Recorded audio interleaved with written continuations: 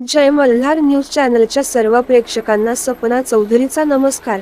नंदुरबार येथे राज्याचे शिक्षण मंत्री दीपक केसरकर हे अमळनेर येथून अखिल भारतीय मराठी साहित्य संमेलनाचा कार्यक्रम करून हेलिकॉप्टरमधून मुंबईकडे जाताना नंदुरबार येथे राज्याचे उपमुख्यमंत्री अजित पवार पक्ष मेळाव्यासाठी यांच्या समवेत दाखल झाले असता काही क्षण त्यांनी नंदुरबार येथील जिल्हाधिकारी कार्यालयात भेट दिली असता यावेळी त्यांनी पत्रकारांशी संवाद साधला। शब्दांच्या बुडबुड्यांना काही अर्थ नसतो, उद्धव ठाकरेंच्या टोमणे बॉम्बला काही अर्थ नाही असा टोला लगावत शिवसेनेचे मंत्री दीपक केसरकर यांनी उद्धव ठाकरेंच्या टीकेला उत्तर दिले आहे। लोकसभेच्या जागा 400च्या पार कशा जात आहे म्हणत उद्धव ठाकरेंनी याकडे पाहायला काही हरकत त्यांनी अवश्य पहा, मात्र ज्यांना 400 जागांच्या पार जायचं आहे त्यांना मेहनत घ्यावी लागते। ज्या लोकांना मेहनत करायची नसते ती 400चे स्वप्न सुद्धा पाहत नाही असे सांगत त्यांनी उद्धव ठाकरेंना टीकेचे लक्ष्य केले आहे। जळगाव जिल्ह्यातील अमळनेर येथे मराठी साहित्य संमेलनाचे उद्घाटन सोहळा पार पाडून हेलिकॉप्टरने उपमुख्यमंत्री अजित पवारांसमवेत राज्याचे शिक्षण मंत्री दीपक केसरकर हे सुद्धा नंदुरबार मध्ये आले होते। हेलिकॉप्टरमध्ये इंधन भरावयाचे असल्याने 10 मिनिटाचा विश्राम असल्याने जिल्हाधिकारी कार्यालयाला भेट देण्यासाठी आलेल्या मंत्री दीपक केसरकर यांच्या समवेत माध्यम प्रतिनिधींनी संवाद साधला असता त्यांनी उद्धव ठाकरे यांच्या टीकेला प्रत्युत्तर दिले आहे। महायुती 400 जागा जिंकतेच कसे हे मी पाहतोच हे म्हणणाऱ्या उद्धव ठाकरेंना त्यांनी टीकेचे लक्ष्य केले। मोदी साहेबांच्या मेहनतीने 100% 400च्या पार निश्चित जाऊ असे म्हणत ज्यांना मेहनत घ्यायची दाणत नाही ते 400चे स्वप्न तरी कसे पाहणार असा टोला त्यांनी लगावला। आम्ही उद्धव ठाकरेंबाबत कायम चांगले बोलतो, मात्र त्यांची लोक कुठल्या स्तरावरून बोलत आहे आपण पाहिले आहेत। त्यांना उद्धव ठाकरेंनी थांबवले पाहिजे। 2.5 वर्षात उद्धव ठाकरेंनी जनतेला काहीच दिले नाही असे देखील यावेळी मंत्री केसरकर म्हणाले। आमदार संजय गायकवाड जे भुजबळांबद्दल बोलले त्यासाठी संजय गायकवाडांना जे काय सांगायचे ते मुख्यमंत्री सांगतील, जे घडले ते योग्य असे कधीच मी म्हणणार नाही। भुजबळ साहेब हे एक ज्येष्ठ नेते आहेत, त्यांचा आदर ठेवला पाहिजे। प्रत्येकाचे स्वतःच मत असू शकत। भुजबळांनी ओबीसीसाठी अनेक वर्षांपासून लढा दिला आहे असे सांगत शासनाचे ओबीसींच्या आरक्षणाला धक्का न लागता आरक्षण देण्याची भूमिका आहे। आम्ही मराठा समाजाच्या आरक्षणाचे घटकेशक काढले आहे, त्यांनी हरकती घ्यावा। सरकारला त्यात तथ्य वाटले नाही तर सरकार त्याचा विचार करणार नाही। कुणबी ज्यांच्याकडे आहेत त्याचे जे सगळे सोयरे आहेत त्यांनाच ओबीसी देण्याची शासनाची भूमिका आहे।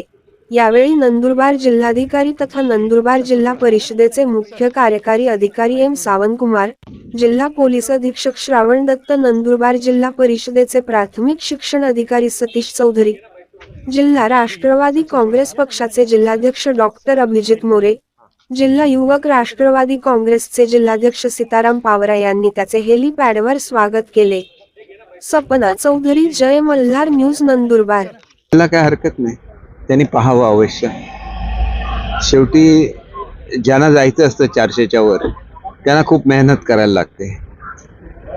ज्या लोकांना मेहनत करायची नसते हे लोक 400चं स्वप्न सुद्धा बघू शकत नाही, आणि बघायचं असेल तर अवश्य बघू शकतात, कारण मोदी साहेबांनी तेवढं काम केलेलं आहे। 100% 400च्या जवळ जाणार। सर, आमच्याकडे जे लोक येतात म्हणे त्यांच्या तुम्ही पोल खोल करतायत, आता तुमच्याकडे जे लोक येत आहेत जे प्रवेश करतायत त्यांची आम्ही पोल खोलू असा त्याने एक इशारा दिलेला आहे। बघा, मी आपल्याला एक गोष्ट सांगतो, शब्दाच्या बुडबुड्यांना काही अर्थ नसतो किंवा टोमणे बॉम्ब मारण्यात काही अर्थ नसतो। मुळात असं आहे की आम्ही त्यांच्याबद्दल आदराने बोलतो, पण ते नेहमी त्यांची लोक कशी बोलतात ह्याचा त्यांनी विचार केला पाहिजे आणि त्यांना थांबवलं पाहिजे। निवडणुकीला शेवटी लोक विचार करून मतदान करत असतात, पण लोकांना सुद्धा काहीतरी द्यायला लागतं ना, आणि ते त्यांनी द्यायला पाहिजे होतं 2.5 वर्षामध्ये असं मला वाटतं। जे घडलं ते योग्य आहे असं मी कधीच म्हणणार नाही। शेवटी त्यांना जे काय सांगायचं ते आदरणीय मुख्यमंत्री सांगतील, कारण भुजबळ साहेब एक ज्येष्ठ नेते आहेत आणि त्यांचा योग्य तो आदर ठेवला पाहिजे। प्रत्येकाचं स्वतःचं मत असू शकतं, त्याप्रमाणे त्यांचं मत आहे आणि त्यांनी अनेक वर्ष ओबीसींसाठी लढा दिलेला आहे। आमचं मुख्यमंत्री महोदयांची भूमिका स्पष्ट आहे की ओबीसीच्या आरक्षणाला कुठलाही धक्का न लावता मराठा समाजाला आरक्षण दिलं जाईल। जे कुणबी आरक्षण आहे हे पूर्वीपासूनचं आरक्षण आहे, त्या लोकांना दाखले मिळत नव्हते आणि ही विशेषतः अडचण ही मराठवाड्यामध्ये होती, कारण त्या ठिकाणी निजाम राजवट होती। आणि हे लक्षात घेऊन त्यांना जे आज दाखले मिळायला सुरुवात झालेली आहे ते एक चांगलं, आणि ते मुळातच कुणबी आहेत, कारण त्यांचे त्यावेळेचे कागदपत्र काढलेले आहेत आणि त्यांचं आरक्षण हे सुद्धा कायदेशीर आहे. त्याच्यामुळे त्यांच्या संदर्भात मुळातपासूनच भुजबळ साहेबांचे काही ऑब्जेक्शन नव्हतं. आणि त्याच्यामुळे मला असं वाटतं की दुसरं जे आरक्षण आहे ज्याच्या संदर्भातलं परीक्षण सुरू आहे ते ओबीसीच्या आरक्षणाला कुठलाही धक्का न लावता ते परीक्षण चालू आहे. मी समजा ओबीसी असेल तर माझं आरक्षण झालेलंच नाही, सर्वे फक्त मराठा समाज. हे बघा, शेवटी अंजली दमानिया आणि त्यांचा पूर्वीपासूनचा वाद सुरू आहे आणि त्याच्यामध्ये मी पडणं संयुक्तिक मला वाटत नाही. जे काय आहे त्यांना जे कोर्टाने जे त्यांना सोडलेलं आहे कोर्टाने सोडलेलं आहे आणि त्याच्यामुळे या संदर्भात त्यांना काय बोलायचं असेल तर त्यांना ते याचिका कोर्टामध्ये दाखल करायला लागतील. पण मला वाटतं की भुजबळ साहेबांच्या संदर्भातले असलेले आरोप, मला जे अधिकचं माहिती नाही या केसमधलं, त्याला काही आधार नाही असंच असल्यामुळे त्यांना सोडलेलं आहे. आणि त्याच्यामुळे बराच काळ तुरुंगात राहून आल्यानंतर त्यांच्यासारख्या ज्येष्ठ नेत्याबद्दल आणि काय बोलावं असं मला वाटत. गोष्ट अशी आहे की आम्ही नोटिफिकेशन काढलेलं आहे. नोटिफिकेशनला ऑब्जेक्शन सजेशनचे 15 दिवसाची मुदत असते. त्यांनी ऑब्जेक्शन घ्यावं. सरकार शेवटी ऑब्जेक्शन सजेशनवर विचार करतं आणि जर ते योग्य वाटलं नाही तर सरकार ते सेट असाइड करतं आणि मग फायनल नोटिफिकेशन निघतं. फायनल नोटिफिकेशन एवढ्यासाठी आहे की ज्यांच्याकडे पुरावे आहे त्यांना सर्टिफिकेट द्यावं असं आहे. आता समजा माझ्या वडिलांचं हे मिळालं तर त्याच्यानंतर मी आपोआप एन्टायटल होतो. फॅमिलीतली सगळी माणसं होतात, समजा माझी 4 भावंडे असतील ते सुद्धा एन्टायटल होतील, कारण मूळचं दाखला मिळालेला आहे. आणि त्याच्यामुळे इथपर्यंतच मर्यादित आहे, ती काय संख्या खूप मोठी नाही आहे. कुणबी ज्यांच्याकडे ओरिजिनल दाखले आहेत त्यांचे जे रिलेटिव्ह असतील, रिलेटिव्ह म्हणजे काय असतात, आपल्याकडे पितृसत्ताक पद्धती आहेत, यांच्या साईडने म्हणजे वडिलांच्या साईडने समजा लग्न झालं आणि त्यांचे वडील समजा कुणबी असतील तर त्या मुलीला सुद्धा कुणबी मिळणार. शिक्षक तर आम्ही आता पूर्ण देतोय. त्याच्यानंतर जिल्हा परिषदेच्या जिल्हा नियोजन मंडळाच्या ठराविक रक्कम ही आपण शाळांसाठी मंजूर केलेल्या आहे. काही रक्कम ही आम्ही आमच्या शिक्षण विभागांकडून देतो.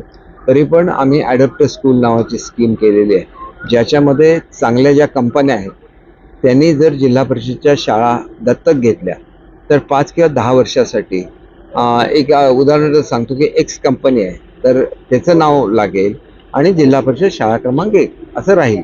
दरम्यानच्या काळामध्ये माझी शाळा सुंदर शाळा अभियान सुरू आहे आणि त्याच्यामध्ये सुद्धा ग्रामस्थांनी अनेक शाळा दुरुस्त केलेल्या आहेत, तिथे वेगवेगळ्या फॅसिलिटीज निर्माण केलेल्या आहेत.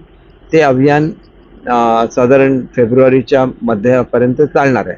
त्याच्यानंतर तुम्हाला निश्चित परिस्थिती सुधारलेली दिसेल आणि याच्या व्यतिरिक्त आम्ही अन्य खोल्या सुद्धा देतो. या सगळ्या माध्यमातून आपण सांगता ती माहिती पुन्हा एकदा मी घेईन आणि जिथं आवश्यकता असेल तिथं मदत करण्याची शासनाची भूमिका आहे. काय आहे, हे उच्च आणि तंत्र शिक्षणाकडे येतं, परंतु मी निश्चितपणे आदरणीय चंद्रकांत दादांशी बोलेन आणि असा काय अन्याय होत असतील तर ते त्याच्यामध्ये लक्ष घाला. तर या संदर्भात धुळे आणि नंदुरबार 2 जिल्ह्यासाठी विशेष बाब म्हणून आम्ही प्रीफॅब स्कूल्स मंजूर केले आहेत.